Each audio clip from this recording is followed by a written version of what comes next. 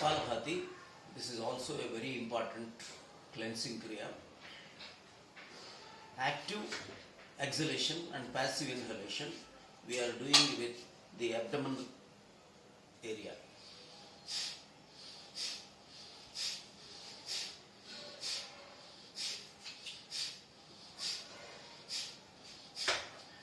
Concentrate on certain local areas like genitals, intestines, liver, gallbladder, pancreas, spleen, lungs, and individual areas, many other areas.